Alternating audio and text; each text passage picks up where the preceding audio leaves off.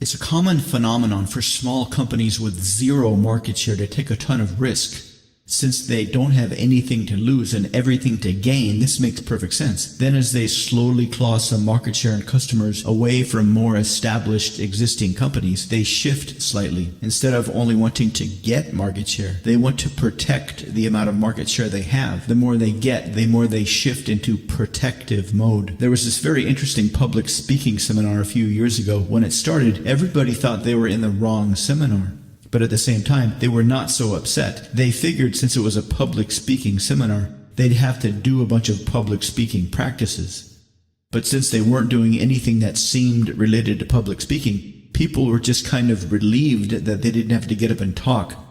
Instead, everybody practiced various juggling techniques, first with 1 ball, then 2 balls, and finally 3 balls. Once everybody had mastered 3 balls, we started doing things like juggling 3 balls while hopping on 1 foot, juggling 3 balls while hopping on 1 foot, while telling silly jokes about how student studies on airplane because he's in high school. There was a psychic seminar that I went to. It started out just as a curiosity, and the teacher said she was going to teach us to become psychic through simple communication techniques. It was local and not expensive, so I figured we had nothing to lose. The first day was simple rapport techniques. Then we moved into lie detector tests where we could calibrate each other's lying and truth-telling energy. Then we did a bunch of exercises where we mixed various content with various emotions and slowly learned how to differentiate between the two. There are 2 diverse and interesting ideas about the ability to increase one's intelligence. On the one hand, it would seem like any technique that was proven to increase your intelligence would be a surefire bestseller, but upon closer inspection, it's clear why this would be impossible. People with genetically high intelligence and the wealth, power, and social status that comes with that would be very much opposed to techniques that the riffraff could use to become their equals. The idea of doing an exercise over a long period of time might seem compelling, but on the other hand, the way to get a six-pack is fairly straightforward, but few people have a six-pack. So if you did have a real technique to increase your intelligence, there wouldn't seem to be a market for it. Not only would most people be too lazy to use this, but most academics would resist it as it would be increased competition for their intellectual market share. But suppose you did find a technique that really did increase your intelligence. Suppose you did learn how, through simple exercise, to improve your intelligence slowly and gradually over time. Would you share this, or would you keep this secret?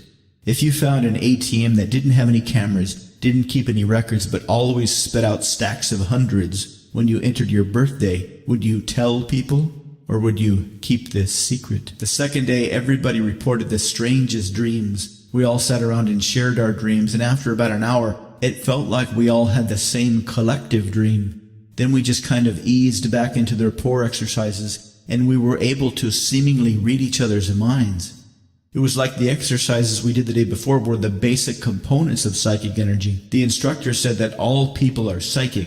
If you compare the different combinations of just facial expressions to the number of possible combinations in any language, the facial expressions can convey far more information. From her perspective, we used to be much more psychic a long time ago, but as we evolved spoken language, which significantly decreased the amount of information we could transmit, but significantly increased the ideas we could store in our brains, our thinking minds took over our psychic minds. It turns out that if you can stand in front of a group of people juggling and telling silly jokes about how 8 is afraid of 7 because 7, 8, 9, then giving a speech about the benefits of dental floss is pretty easy and straightforward. All companies, once they get to a certain size, spend most of their time and money and efforts not on innovation, but on sales and protecting market share. And if they are big enough and have enough money, they lobby Congress to pass laws to make us normal people legally required to buy their product. This is the holy grail of business. This doesn't just happen in business, this happens with creative people as well. When nobody knew who George Lucas was, he made a couple of the best movies ever made. But once he sold Star Wars to Disney, they started to suck pretty hard, since they became a vehicle for selling toys and not conveying ancient mythological truths.